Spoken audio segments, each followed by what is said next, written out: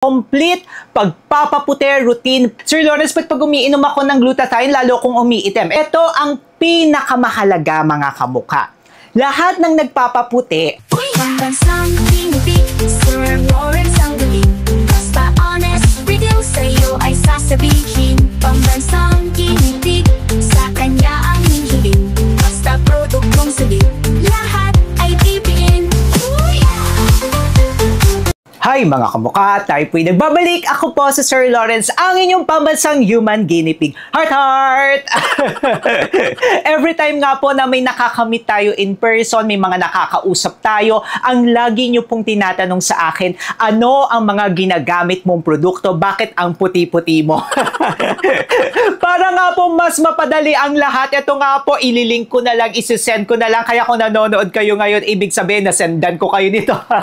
Or lumabas na lang sa feed nyo kasi ni-recommend ni YouTube. Okay, ito nga po ang complete pagpapaputi routine plus guide natin this 2025. Alam nyo mga kamuka, talagang it really takes time. Huwag po kayong mawawalan ng pag-asa, dedication talaga siya. Kailangan nyo talagang mag-alat ng time, ng budget, spiritually, emotionally, lahat financially.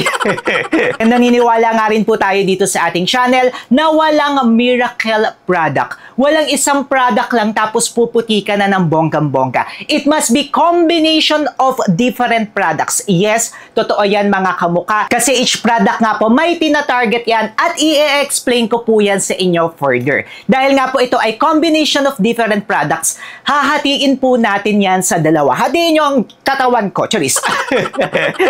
Ito po yung panglabas at saka pangloob. Ibig sabihin, topical, mga pinapahid, mga gagamitin natin sa panglabas ng ating katawan, at syempre, pangloob or oral naman. Ito naman yung mga iti-take natin. Talagang kombinasyon dapat yan mga kamuka. Hindi pwedeng pipili lang kayo dito ng isa, hindi pwedeng ito lang. Kailangan talaga yan combination. Kaya naman kung decided ka na talaga at gusto mong magpaputi, eto na. Kailangan mo itong sundan. May checklist tayo. Tapos tignan mo kung ano nga ba yung mga babagay sa inyo. May options nga po akong ibibigay sa inyo. Magdedepende na nga lang po yan sa inyong NBF. Need, ano nga ba yung pangangailangan ng iyong katawan at ano ba yung gusto mo ma-achieve, budget, magkano nga lang ba yung budget na pwede mong i-alat i-alat per month, at yung form nga po ng supplement or ng mga produkto, kailangan alam nyo po yan para maa-align nyo po. Okay.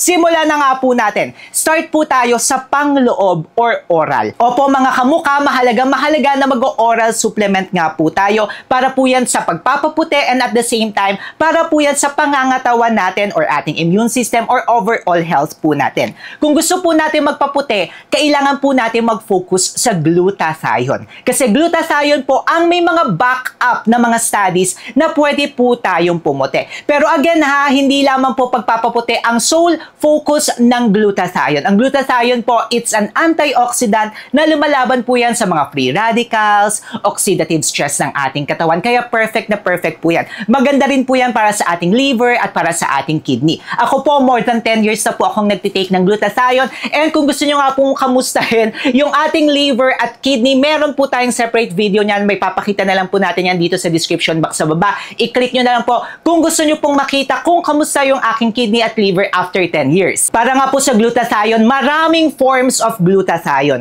Ang pinaka-OG na form ng glutathione ay ang reduced na L-glutathione. So, pwede kayong mag-focus dyan. Maraming brands ng mga reduced L-glutathione. Yung mga makabagong form of glutathione, meron tayong tinatawag na free-form glutathione. Kung gusto nyo rin pong malaman kung ano yung mga best free-form brands dito sa Pilipinas, meron tayo sa description box sa baba. Ilagay na lang din natin yung picture natin dyan para makakapamili talaga kayo mga kamuka. Kung gusto nyo nga rin po ng S-acetyl, yung S-acetyl, sinasabi na nga po na 100% or 99 to 100% na nga po ang absorption nito or mataas na nga po ang absorption rate nito sa ating katawan. Kung gusto nyo nga rin pong malaman kung ano yung mga best acetyl brands dito sa Pilipinas, ilalagay na lang po natin yan dito sa gilid-gileders natin. Also, meron nga rin po tayong tinatawag na liposomal na glutathione. Ayan, kung gusto niyo man ng liposomal, meron nga rin po tayong video na mga liposomal. Tapos, nasa sa inyo nga rin po yan kung gusto niyo po muna mag-start sa mababa or sa mataas agad. At may mga separate video rin tayo dyan. Mamimili talaga kayo dito mga kamuka kasi hindi po ako endorser. Kaya wala po akong ini-endorse sa product at tinutulungan ko kayo. I am your guide. Wow!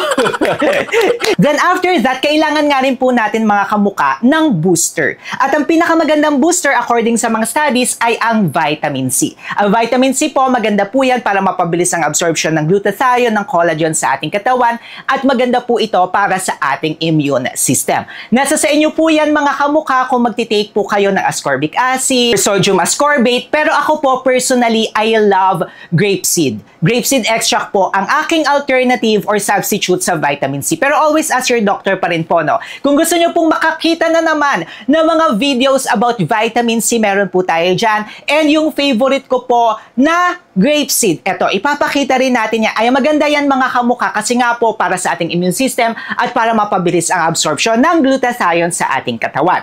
Then kapag kayo naman po ay medyo aging na, tapos gusto nyo ng glowing skin, ayan, pwede rin tayong mag-add pa ng collagen. Pero optional na lang ito mga kamuka, nasa sa inyo na lang po yan kung may extra budget po kayo. Nasa sa inyo na rin kung gusto nyo ba ng mababa or kung targeted talaga para sa inyong skin. Kasi ang collagen naman para po yan sa overall condition ng ating skin. According po sa studies, per day po, pwede tayong mag-take ng 2,500 up to 15,000 milligrams of collagen.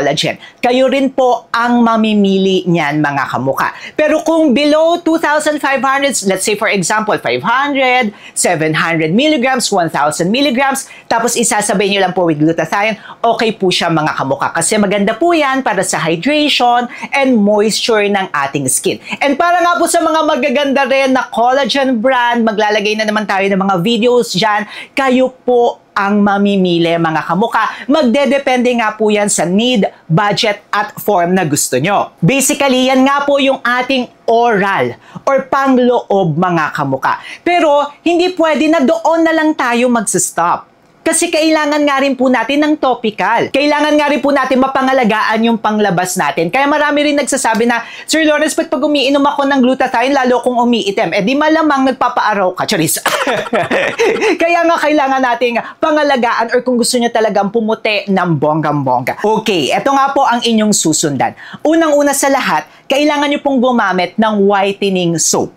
Yung whitening soap po, kayo po yung mamimili. May mga whitening soap brands tayo na ang kanilang magagandang ingredient ay kojic acid, papaya, glutathione. Mamimili na lang kayo ng magiging kahiyang or gusto nyo. And kung gusto nyo nga rin makakita ng mga brands na mga magaganda about sa mga whitening soap brands sa favorite natin, ayan, meron tayong ilalagay dyan sa ating gilid-giliders. Mamimili na lang kayo. Ang mga whitening soap nga po, ang disadvantage nito is nakakadry po yan ng ating skin. Kaya pwede rin po na gumamit kayo ng moisturizing soap after, body gel, shower gel, after nyo na mag-whitening soap. Nasa sa inyo na po yan mga kamuka. Then 2 times, 3 times, or yung iba once a week lang, kailangan po natin gumamit ng scrub mga kamuka. Ito lagi natin pinapaalala, kailangan po natin na matatanggal yung ating mga dead skin. At the same time, maganda nga po yan para sa pag-aalis ng dirt ng ating katawan. So every week, kayo pong bahala, once a week, twice a week. And yung scrub is may beads. Okay? Tatawagin natin siyang scrub kasi may mga beads yan para nga po ma-exfoliate.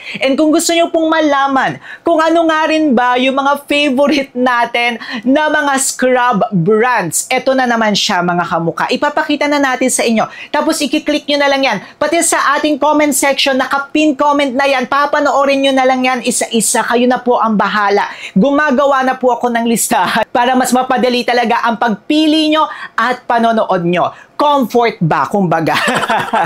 After nga po natin maligo, ang next po dyan is maglo-lotion tayo. Para hindi talaga mag-dry ang ating skin at maganda, moisturized, hydrated ang ating skin. Nasa sa inyo po yan, mga kamuka. Kung gusto nyo po ng whitening lotion brand or yung mga moisturizing hydration na mga lotion lang ang gagamitin nyo. Nasa sa inyo talaga yan. Pero ako personally, gusto ko yung may whitening effect pa rin, of course. Kaya kung gusto nyo na naman ng video sa sa mga favorite lotion brands natin. Eto na naman yan. Mamimili na lang kayo mga kabuka. Nasa sa inyo na lamang po yan. Depende nga rin po yan sa inyong budget. May affordable, may medyo mid-range, may mahal, tapos may talagang nakakaputi, may mga moisturizing, may combination.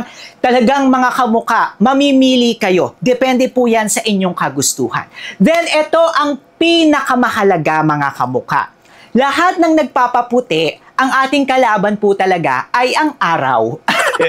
Kaya kailangan po talaga natin mag-apply ng sunscreen sa ating katawan. Kalimutan nyo na yung jowa nyo, yung asawa nyo, wag lang ang mag-sunscreen.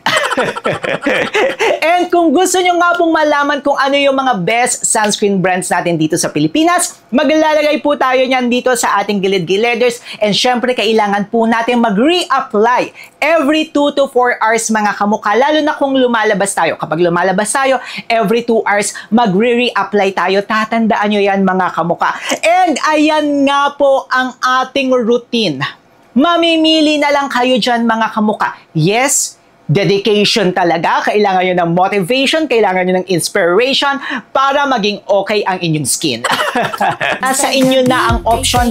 Naglalatag lamang po ako ng mga choices kasi ako nga po ang inyong pambansang human guinea pig and ako po ang nagbibigay gabay sa inyo. And sa mga magtatanong na naman dyan, Sir Lawrence, kumusta na yung kidney, yung liver mo? Eto na naman nga yan mga kamuka. May video po tayo, nandito yan sa ating gilid-gileder. Syempre, kung gusto nyo pong mag-subscribe, pwede mag-subscribe kayo kay Sir Lawrence. Diyos ko naman, no? Hindi pwedeng nood-nood lang, subscribe din. Paano ba yan mga kamuka? Paalis na po ako. Click nyo na to!